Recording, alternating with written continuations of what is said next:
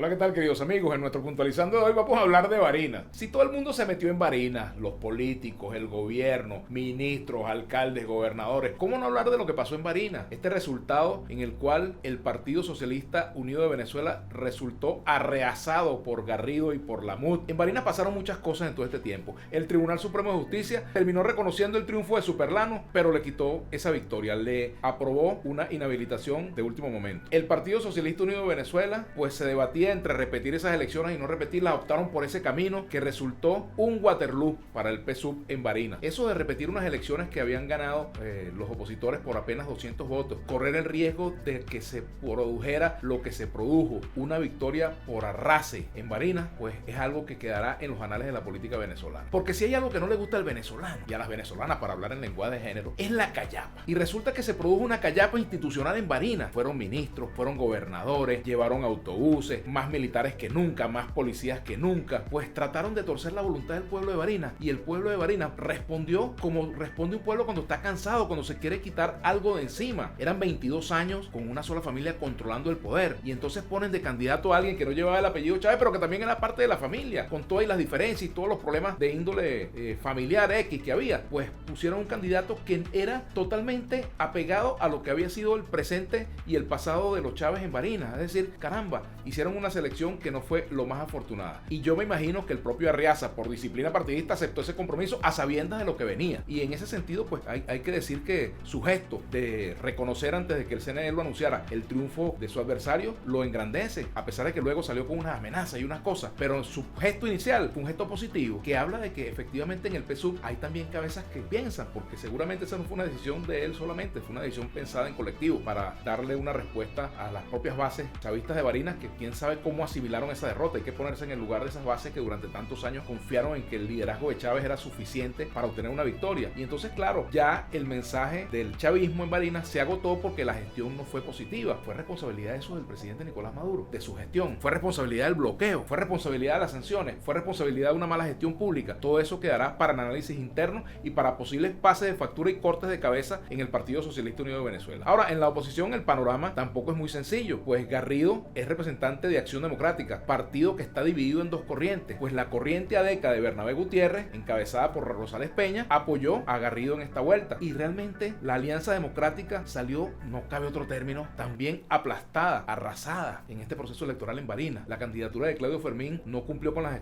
expectativas, ni suyas ni del gobierno, porque el gobierno esperaba seguramente que la candidatura de Fermín le quitara muchos votos a Garrido. Fíjense ustedes, Arriaza hizo el trabajo de aumentar la votación. Claudio no pudo cumplir con el objetivo, en todo caso, de hacer un papel decoroso en esa campaña electoral. Después de ser un jugador de grandes ligas, terminó ponchado en una liga menor. Ese es el resultado de una política también equivocada, y cada quien que saque sus cuentas. Lo lamento por Claudio, a quien le tengo mucho aprecio, pero así son las cosas en la política. Y con respecto al futuro de la oposición, pues aquí viene también una decantación entre quienes creen todavía en la vía abstencionista, a pesar de lo que demostró Barinas, y quienes creen que hay que trillar nuevamente el camino electoral, la ruta electoral. Y entonces viene ahora otro dilema. ¿Qué hacer? ¿Concentrarse en el 2024, en las elecciones presidenciales, o pensar en un referéndum revocatorio? Barinas fue un episodio victorioso de la oposición, que le dio un respirito, le dio un nuevo aliento. Pero no se confundan, no crean que Barinas es toda Venezuela. El chavismo sigue siendo una fuerza muy importante, con todos los defectos que puede tener y con todos los bemoles que tiene su gestión pública, que son muchísimos. Barinas es apenas un pedazo de Venezuela. Barinas no es todo el país, y entonces evidentemente la oposición tiene que medir muy bien hacia dónde va a dar sus pasos, porque esta derrota en Barinas, si se engolosina, esta derrota que sufrió el gobierno, puede ser transformada por el propio gobierno en una nueva victoria si la oposición se vuelve a comer la luz. Así que mosca con ese semáforo, que la oposición, si quiere ser poder, no se vuelva loca. Hasta aquí nuestra puntualizando por el día de hoy.